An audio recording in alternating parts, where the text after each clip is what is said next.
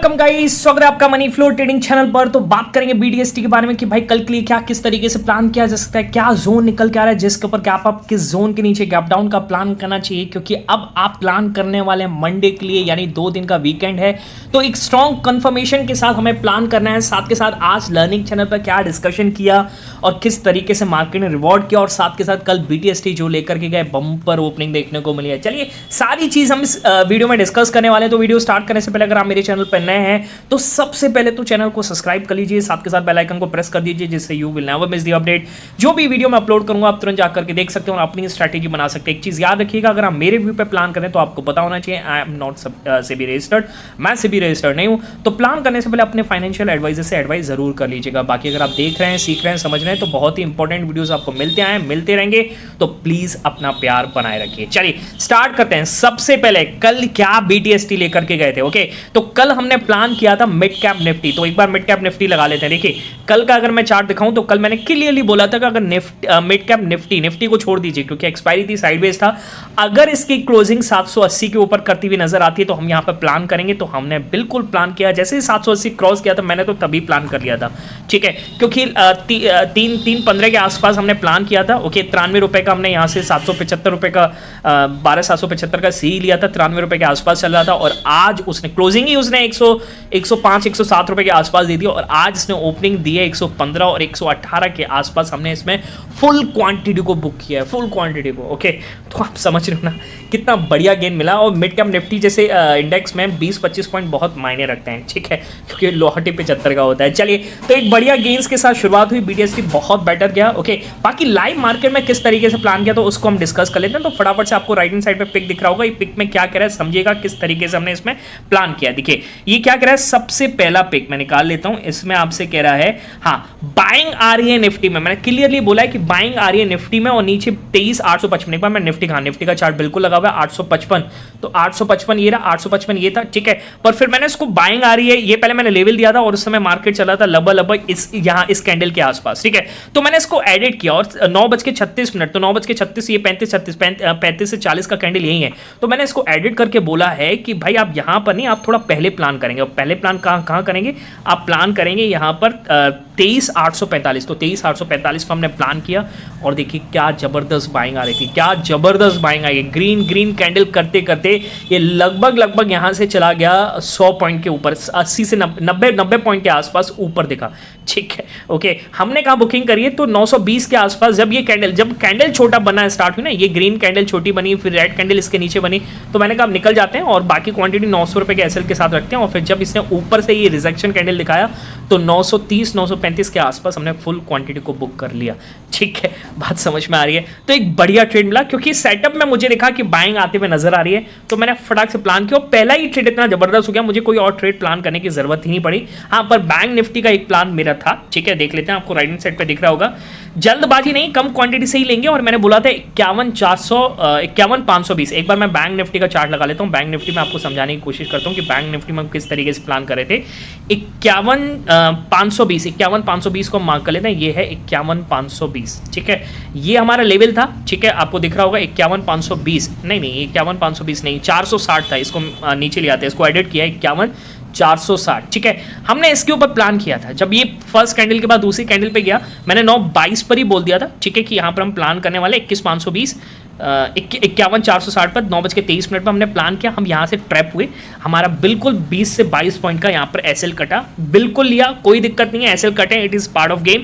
Okay, पर फिर क्या हुआ, फिर मार्केट यहां से पलटा। ठीक है, अब जब पलटा तो लेवल तो यही निकल के आने वाला है। फिर देखिए मैंने इसमें क्या बोला, अगला मैंने बोला बैंक्स होल्ड है ना 10:09 पर, फिर होल्ड तो था। ठीक है, तो 10:09 पर हमने फिर से यहां पर प्लान किया है। 10:09 सॉरी, हमने प्लान तो फिर इस लेवल पे किया और 10:09 के आसपास मुझे बैंक्स में कुछ दिखा था, तो मैंने बोला बैंक्स होल्ड है ना। अब समझ गए क्यों बोल रहा हूं। देखिए 10:09 का मतलब है ये कैंडल है। ठीक है, एक बार आपको 1 मिनट चार्ट पर दिखाता हूं क्या किस तरीके से मूव मिला। यार आप समझो कि किस तरीके से चार्ट में दिखाई देता है, बस आपको वही चीज तो सीखनी है। ठीक है, तो यहां पर ये देखिएगा 10:09 का मतलब है इस कैंडल पर दिख गया था मुझे कि बैंक्स होल्ड है ना। ओके, अब उसी के बाद आप देखिए 550 540 के आसपास चल रहा है। ठीक है, 560 के आसपास चल रहा है, और यहां से क्या मूव दिया है इसने, जबरदस्त मूव दिया। ठीक है, बात समझ में आई? ओके, तो एसएल लो 20 से 22 पॉइंट का बैंक में और निफ्टी में 10 से 12 पॉइंट का एसएल लगता है तो लो भाई, बिल्कुल लो, ठीक है। पर जब दोबारा आता है ना तो एक कंफर्मेशन और सेंटिमेंट्स के साथ आता है और नए बायर्स को बिठा करके आता है, नई पोजीशंस के साथ आता है, तो फिर बढ़िया मूव मिलता है। बात समझ में आ रही? तभी कहते हैं ना कि ग्रीन ग्रीन कैंडल बनी है तो मत बैठिए, उसको रिट्रेस होने दीजिए, रिट्रेसमेंट के बाद बैठिए। तो उसका मतलब क्या है? उसका मतलब है कि ये स्ट्रॉन्ग कन्विक्शन हो जाता है। ओके, तो पहला एसएल कटा और मैंने पहले ही बोला था कि भाई नहीं लेना है, मतलब लेना है कम क्वांटिटी से लेना है, क्योंकि शुरुआती कैंडल्स हैं 9:23 का, जो हम पिछले 15 मिनट में तो कहते हैं लेनी भी नहीं चाहिए, पर अगर ट्रेड मिलता है, डेटा दिखता है तो प्लान करना चाहिए, पर कम क्वांटिटी साथ। ओके, तो वही चीज़ हुआ, नीचे गया और कंफर्मेशन के साथ फिर जब आया तो जबरदस्त मूव दे करके गया। ठीक है, चलिए, तो आप भी सीखना चाहते हैं, समझना चाहते हैं कि किस तरीके से हम सेंटिमेंट्स पर प्लान करते हैं और मार्केट किस तरीके से हमें रिवॉर्ड करता है, तो उसके लिए आप मेरा टेलीग्राम चैनल ज्वाइन कर सकते हो। वो ज्वाइन करने का तरीका है डिस्क्रिप्शन में जाइए और डिस्क्रिप्शन से जाकर के ज्वाइन कीजिए, सर्च मत कीजिएगा क्योंकि बहुत सारे फ्री चैनल्स अवेलेबल हैं। क्लियर है? चलिए, अब आते हैं BTST सेटअप पर। ठीक है, किस तरीके से आपको यहाँ पर प्लान करना है, तो सबसे पहले तो समझ लेते हैं कि मार्केट में हो क्या रहा है। ओके, देखिए, अगर मैं डेली टाइम फ्रेम पर निफ्टी, ये निफ्टी बैंक का है, ठीक है, निफ्टी बैंक तो नहीं, मैं आपको निफ्टी का चार्ट दिखाता हूँ, उससे समझने की कोशिश कीजिएगा। डेली टाइम फ्रेम पर अगर मैं आपको निफ्टी का चार्ट दिखाऊं तो निफ्टी के चार्ट फिर वही 860 का जो रेजिस्टेंस था, एक बार इसने ब्रेकआउट दिया और फिर वहाँ से रिजेक्शन मिला है और फिर दोबारा से इसके नीचे आया है। ठीक है, अब ये क्या हुआ है? या तो ये एक तरीके से ट्रैप किया गया है, जो यहाँ पर डेली टाइम फ्रेम पर जो प्लेयर्स ट्रेड करते हैं उनको यहाँ से या तो एक ट्रैप किया गया है, ठीक है, यहाँ पर ट्रैपिंग हुई है। ओके, और दोबारा से 860 के नीचे आने की कोशिश करा है, जो मार्केट काफ़ी बार यहाँ से रेजिस्टेंस ले चुका है। ठीक है, या तो ये चीज़ हो रही है कि एक बड़ा ट्रैप यहाँ पर ट्रैपिंग की तैयारी हो, मार्केट को दोबारा होता है ना कि मार्केट पहले नीचे जा रहा है, ठीक है, फिर नीचे जा रहा है, फिर नीचे जा रहा है और एक बार यहाँ से ऊपर निकल जाएगा, ठीक है, सबको बिठा देगा कि चेंज हो गया और फिर यहाँ से पटक के नीचे मारेगा। ठीक है, तो हो सकता है दिस इज अ ट्रैपिंग। ठीक, पहली चीज़ ये देखिए। अब ये क्यों भी कह रहा हूँ मैं, इसका रीज़न भी देखिएगा। ओके, जो निफ्टी का दिसंबर का रोल ओवर डेटा आया वो हिंट बता रहा है यहाँ पर कि F&O roll overs hint at a bearish January. Okay, जो रोल ओवर हुए हैं फ्यूचर्स में, अब फ्यूचर्स आपको पता है महंगे होते हैं, बड़े प्लेयर मतलब इंस्टीट्यूशंस वगैरह वहाँ पे प्लान करते हैं।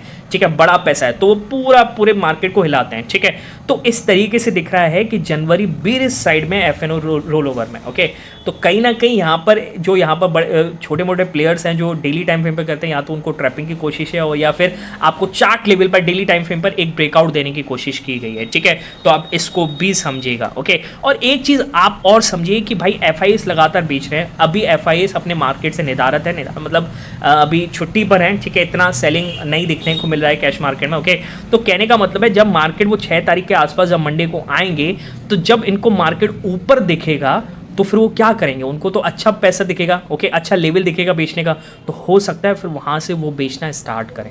बात समझ में आ रही है? तो FIS तो आपको पता है लगातार बेच रहे हैं, पर वहीं आज हम DIS की बात करते हैं। देखिए, DIS आप समझने की कोशिश करिएगा कि DIS क्या किए। DIS काफ़ी दिनों से, अगर मैं आपको निकालूँ DIS डेटा लगातार देखिए, DIS आपको डेटा दिख रहा है, इसमें देखिएगा DIS लगातार कुछ दिनों से ज़बरदस्त बाइंग कर रहे हैं। ठीक है, आपको दिख रहा होगा, एक ये डेटा दिख रहा है, जबरदस्त तरीके से DIS दिसंबर महीने में बाइंग करते हुए नजर आ रहे हैं। ओके, अब ये ऐसा क्यों हो रहा है? देखिए, आपको पता होना चाहिए कि भाई फरवरी 1 को आपका बजट आएगा। ओके, और बजट से पहले स्टॉक्स में इन्फ्लोज आता है, एक रैली बनती है, तो हो सकता है जो उनको बजट सेंसिटिव स्टॉक्स दिख रहे हैं वहाँ पर DIS अपना मनी इन्फ्यूज़ कर रहे हो। ओके, तो हो सकता है अभी मार्केट को थोड़ा ट्रैप करके FIS नीचे ले जाए। ठीक है, जब 6 तारीख को आए और फिर वहाँ से हो सकता है एक लो जो बनेगा, वो मुझे लगता है कि वो लो काफ़ी टाइम तक टिकेगा और मार्केट बजट रैली तक ऊपर जाएगा। ठीक है, वो ऑल टाइम हाई तो नहीं कह सकते, पर एक बार करेक्शन रुक जाएगा कुछ टाइम के लिए। ठीक है, तो इसको भी आपको समझना चाहिए। ठीक है, बात समझ में आ गई? ओके, तो मुझे लगता है कि कहीं ना कहीं यहाँ पर ट्रैपिंग करने की कोशिश हो रही है। तो आप ये जो तेजी बन रही है ना, उसको आप ये मत सोचिएगा बड़ी पोजिशनल साइड पे आपको नहीं बैठना है। इंट्राडे में अपनी सुबह लेना है, नीचे जाकर के क्लोज करना है, या BTST अगर आप ले रहे हैं तो डे एंड पर लेना है, सुबह जाकर के जो मिलता है जैसे प्रॉफिट लॉस जो भी मिलता है वहां पर बुक करके निकलना है। ठीक है, अच्छा, अब BTST किस तरीके से प्लान करना है तो उस पर फटाफट आते हैं। ओके, देखिए, मिड कैप निफ्टी कल हमारा करेक्ट हुआ। अगर मिड कैप निफ्टी आज देखें, ठीक है, एक बार मिड कैप निफ्टी का चार्ट निकाल लेता हूँ, समझने की कोशिश करना क्या मिड कैप निफ्टी में हम यहाँ से BTST ले जा सकते हैं। तो इसको भी आप डेली टाइम फ्रेम पर देखिए कि किस तरीके का इसने कैंडल बनाया। ओके, देखिए, ये काफ़ी बार यहाँ पर रिजेक्शन ले चुका है। ठीक है, यहाँ पर रिजेक्शन ले चुका है। ओके, तो 820 825 के ऊपर अगर क्लोजिंग करता हुआ नजर आता है तो मिड कैप निफ्टी में एक बार को गैप अप का प्लान बन सकता है। ओके,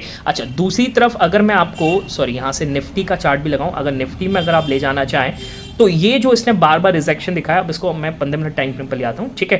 काफ़ी बार जो यहाँ पर इसने रिजेक्शन दिखाई, आपको दिख रहा है 860 के आसपास, ये जो बार बार रिजेक्शन दिखाता है ना, ये आपको दिख रहा होगा 860, मैं ऊपर कर लेता हूँ, ये है 860, ठीक है। तो निफ्टी बार बार जो 860 के आसपास रिजेक्शन दिखाता है, अगर आज ये 860 के ऊपर क्लोजिंग आ जाती है तो कल मुझे लगता है एक बार को आपको गैप अप देखने को मिल सकता है, ठीक है।